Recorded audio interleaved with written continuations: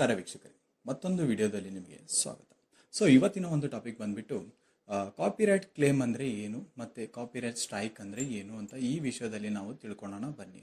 So ಕೆಲವರು ಏನು ಮಾಡ್ತಾರಪ್ಪ ಅಂತಂದರೆ ಕಾಪಿರೈಟ್ ಕ್ಲೇಮ್ ಬಂದ ತಕ್ಷಣವೇ ಆ ವಿಡಿಯೋನ ಡಿಲೀಟ್ ಮಾಡಿಬಿಡ್ತಾರೆ. ಸೊ ಹಾಗೆ ಮಾಡಬೇಡಿ. ಯಾಕಂತಂದರೆ ಕಾಪಿರೈಟ್ ಕ್ಲೇಮ್ ಅಂದರೆ ಏನೂ ಇಲ್ಲ. ಜಸ್ಟ್ ಅದು ಯಾವುದೋ ಒಂದು ನಾವು ಬ್ಯಾಕ್ಗ್ರೌಂಡಲ್ಲಿ ನಾವು ಏನಾದರೂ ಒಂದು ಮ್ಯೂಸಿಕನ್ನು ನಾವು ಯೂಸ್ ಮಾಡಿದಾಗ ಆ ಒರಿಜಿನಲ್ ಕಂಟೆಂಟರ್ ಯಾರು ಇರ್ತಾರಲ್ಲ, ಸೊ ಅವ್ರೇನು ಮಾಡ್ತಾರಪ್ಪ ಅಂತಂದರೆ ಕಾಪಿರೈಟ್ ಕ್ಲೇಮನ್ನು ಹಾಕಿರ್ತಾರೆ. ಸೊ ನಿಮ್ಗೆ ಅನಿಸ್ಬೋದು, ಈ ಕಾಪಿರೈಟ್ ಕ್ಲೇಮ್ ಅಂದ್ರೆ ಯಾವ ರೀತಿಯಾಗಿ ಹಾಕ್ತಾರೆ, ಅವ್ರೇನು ಮ್ಯಾನ್ಯುವಲಿ ಇರುತ್ತಾ ಆಟೋಮೆಟಿಕ್ ಇರುತ್ತಾ ಅಂತ ನಿಮ್ಗೆ ಅನಿಸ್ಬೋದು. ಸೊ ಎರಡೂ ರೀತಿಯಾಗಿ ಮಾಡ್ತಾರೆ. ಸೊ ಯಾವುದೊಂದು ಮ್ಯೂಸಿಕನ್ನು ನಾವು ಯೂಸ್ ಮಾಡಿರ್ತೀವಲ್ಲ, ಅದಕ್ಕೆ ಒಂದು ಟ್ರ್ಯಾಕಿಂಗ್ ಐ ಡಿ ಇರುತ್ತೆ. ಒರಿಜಿನಲ್ ಕಂಟೆಂಟರ್ ಯಾರು ಇರ್ತಾರಲ್ಲ ಅದಕ್ಕೆ ಒಂದು ಟ್ರ್ಯಾಕಿಂಗ್ ಐ ಡಿ ಇರುತ್ತೆ. ಅದು ಮ್ಯಾನ್ಯುವಲಿ ಆಗಿ ಮಾಡ್ಬೋದು ಅಥವಾ ಅವರು ಆಟೋಮೆಟಿಕ್ನು ಕೂಡ ಆಗುತ್ತೆ. ಸೊ ಇದರ ಡಿಫ್ರೆನ್ಸ್ ಏನಪ್ಪ ಅಂತಂದರೆ, ಜಸ್ಟ್ ನಾವು ಯಾವುದೋ ಒಂದು ವಿಡಿಯೋ ಮಾಡಿರ್ತೀವಿ, ಅದರಿಂದ ಯಾವುದೋ ಒಂದು ಮ್ಯೂಸಿಕ್ ಯೂಸ್ ಮಾಡಿದಾಗ ಆ ಕಾಪಿರೈಟ್ ಕ್ಲೇಮ್ ಬರುತ್ತೆ. ಸೊ ಅದಕ್ಕೆ ನೀವು ಭಯ ಪಡಬೇಕಾಗಿ ವಿಷಯ ಇಲ್ಲ ಇದು. ಸೊ ಅದರ ಒಂದು ವ್ಯತ್ಯಾಸ ಏನಪ್ಪ ಅಂತಂದರೆ, ಅದರ ಒಂದು ರೆವಿನ್ಯೂ ಏನು ಜನ್ರೇಟ್ ಆಗುತ್ತಲ್ಲ, ನಮ್ಮದು ಆ ವಿಡಿಯೋಗೆ ಎಷ್ಟು ಅಮೌಂಟ್ ಅದು ರೆವಿನ್ಯೂ ಬರುತ್ತಲ್ಲ, ಅದು ಒರಿಜಿನಲ್ ಕಂಟೆಂಟರ್ಗೆ ಹೋಗುತ್ತೆ. ಆ ಯಾವ ಸಾಂಗ್ ನಾವು ಬ್ಯಾಕ್ಗ್ರೌಂಡ್ ಹಾಕಿರ್ತೀವಲ್ಲ ಅವರಿಗೆ ಅದು ಅಮೌಂಟ್ ಹೋಗುತ್ತೆ, ಮತ್ತೇನಿಲ್ಲ. ಸೊ ಈಗ ಕಾಪಿರೈಟ್ ಸ್ಟ್ರೈಕ್ ಅಂದರೆ ಏನು?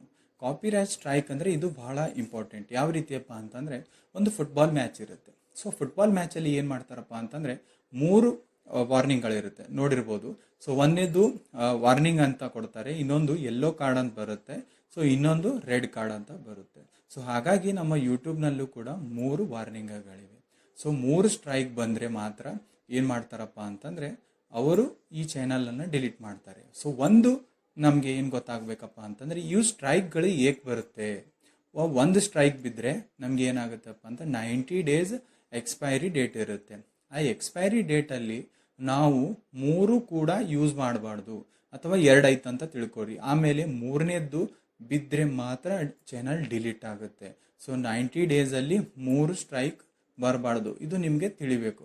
ಸೊ ಆಯಿತಾ, ಈ ಸ್ಟ್ರೈಕ್ಗಳು ಹೇಗೆ ಬರ್ತಾವೆ, ಸ್ಟ್ರೈಕ್ ಹೇಗೆ ಹಾಕ್ತಾರೆ, ಸ್ಟ್ರೈಕ್ ಹಾಕಬೇಕಾದ್ರೆ ಅದರ ಒಂದು ರೀಸನ್ ಏನಪ್ಪ ಅಂತಂದರೆ, ನಾವೇನು ಮಾಡ್ತೀವಿ ಅಂತಂದರೆ ನಾವು ವಿಡಿಯೋಗಳನ್ನು ಮಾಡ್ತೀವಿ. ಸೊ ವಿಡಿಯೋ ಮಾಡಿದಾಗ ಏನು ಮಾಡ್ತೀವಪ್ಪ ಅಂತಂದರೆ, ಬೇರೆಯವ್ರದ ಒಂದು ವಿಡಿಯೋ ಯೂಸ್ ಮಾಡಿದ್ವಿ, ಮ್ಯೂಸಿಕ್ ಯೂಸ್ ಮಾಡಿದ್ವಿ.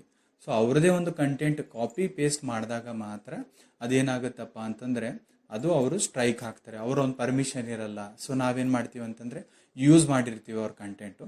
ಸೊ ಹಾಗಾಗಿ ಅವ್ರೇನು ಮಾಡ್ತಾರಪ್ಪ ಅಂತಂದರೆ ಕಾಪಿರೈಟ್ ಸ್ಟ್ರೈಕ್ ಹಾಕ್ತಾರೆ. ಸೊ ಇದರ ಕಾಪಿರೈಟ್ ಕ್ಲೇಮು ಮತ್ತು ಕಾಪಿರೈಟ್ ಸ್ಟ್ರೈಕ್ ಬಗ್ಗೆ ಇರುವ ಒಂದು ವ್ಯತ್ಯಾಸ. ಕಾಪಿರೈಟ್ ಕ್ಲೇಮ್ ಅಂದರೆ ಏನೂ ಇಲ್ಲ, ಜಸ್ಟ್ ಅವರ ಒಂದು ರೆವಿನ್ಯೂ, ಆ ವಿಡಿಯೋದ ಒಂದು ರೆವಿನ್ಯೂ ಅವ್ರಿಗೆ ಹೋಗುತ್ತೆ. ಕಾಪಿರೈಟ್ ಸ್ಟ್ರೈಕ್ ಅಂತಂದರೆ ನಾವು ಒರಿಜಿನಲ್ ಒಂದು ವಿಡಿಯೋವನ್ನು ನಾವೇ ಅಪ್ಲೋಡ್ ಮಾಡಿಬಿಟ್ರೆ ವಿತೌಟ್ ಅವರ ಪರ್ಮಿಷನ್ಗೆ ಅದು ಕಾಪಿರೈಟ್ ಸ್ಟ್ರೈಕ್ ಆಗಿ ನಮ್ಮ ಯೂಟ್ಯೂಬ್ ಒಂದು ವಿಡಿಯೋಗೆ ಬೀಳುತ್ತೆ. ಇಷ್ಟೇ ಇದರ ವ್ಯತ್ಯಾಸ.